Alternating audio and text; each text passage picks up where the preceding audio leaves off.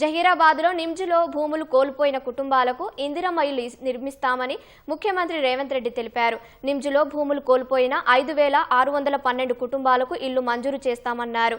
సంగారెడ్డి జిల్లా పస్తాపూర్ బహిరంగ సభలో పాల్గొన్న సీఎం రేవంత్ రెడ్డి జహీరాబాద్కు అవసరమైన నిధులు మంజూరు చేస్తామని పేర్కొన్నారు. ఎన్నికలప్పుడే రాజకీయాలు, తర్వాత అందరినీ కలుపుకొని ముందుకెళ్తామని సీఎం వెల్లడించారు. మెదక్ ప్రజలను కాంగ్రెస్ ఎల్లప్పుడూ గుర్తు పెట్టుకుంటుందని, గేట్వే ఆఫ్ ఇండస్ట్రీగా జహీరాబాద్ కావాలని కృషి చేశామని రేవంత్ రెడ్డి గుర్తు చేశారు. మెదకు పేరు గుర్తొస్తే ఇందిరమ్మ పేరు తలుచుకుంటాము. ఇందిరమ్మ పేరు తలుచుకుంటే మెదకు జిల్లాను గుర్తు చేసుకుంటాం.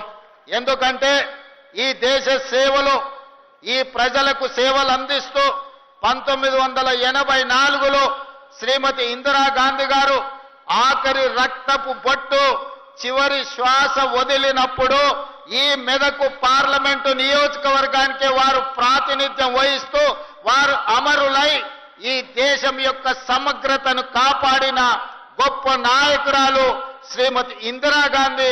ఆ ఇందిరాగాంధీకి అండగా నిలబడ్డ ప్రజలు మెదకు పార్లమెంటు నియోజకవర్గ ప్రజలు, మెదకు జిల్లా ప్రజలు.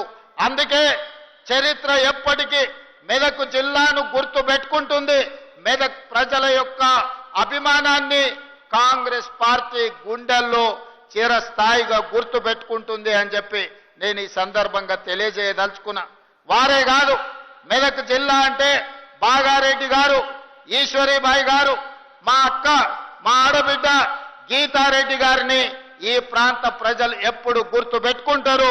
గీతారెడ్డి గారు ఈ ప్రాంతం ప్రాతినిధ్యం వహించినప్పుడు జహీరాబాద్ నిమ్స్ ను మంజూరు చేయించి ఈ ప్రాంతాన్ని పారిశ్రామిక వాడగా అభివృద్ధి చేయడం ద్వారా ఈ ప్రాంతం అభివృద్ధి జరుగుతుంది. తెలంగాణ యొక్క గేట్వే ఆఫ్ ఇండస్ట్రీస్ జహీరాబాద్ కావాలి అని వారు ఆనాడు ఇక్కడ 12,600 ఎకరాలతోని ప్రపంచానికే ఒక పారిశ్రామిక వాడను ఆనాడు మంజూరు చేయడం జరిగింది. నేను రాజకీయాల జోలికి వెళ్ళదలుచుకోలేదు, రాజకీయ విమర్శలు చేయదలుచుకోలేదు. కానీ 2014 తర్వాత మెదకు ప్రాంతం యొక్క అభివృద్ధి కోసం ప్రారంభించిన నిమ్స్ అభివృద్ధి కుంటుబడింది.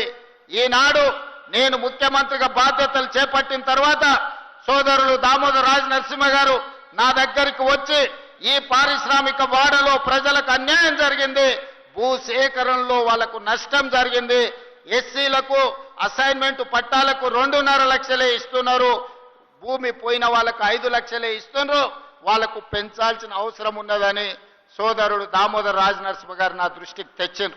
ఎంబడే మా అధికారులను పిలిపించి మీరు అక్కడికి వెళ్ళి పరిశీలించి ఆ ప్రాంత రైతులతోని మాట్లాడండి, వాళ్లకు న్యాయం జరగాలి అని నష్ట పరిహారాన్ని పెంచి ఇవ్వడమే కాదు వాళ్ళని అందరిని పిలిచి మాట్లాడి ఈ రోజు భూసేకరణ కార్యక్రమాన్ని వేగంగా ముందుకు తీసుకెళ్లి ఈ ప్రాంతంలో ఇండస్ట్రీస్ పార్క్ తీసుకొచ్చి ముఖ్యంగా ఆటోమొబైల్ ఇండస్ట్రీ తేవాలని ఇవాళ హుండై కార్ల పరిశ్రమకు జహీరాబాద్ నిమ్స్ లో స్థలాన్ని కేటాయించి 450 ఎకరాలు కుదొందర్లోనే హుండై కార్ల ఉత్పత్తి సంస్థ ఇక్కడ వాళ్ళ కార్యక్రమాలను ప్రారంభించబోతుందని తెలియజేయడానికి నేను సంతోషపడుతున్నా.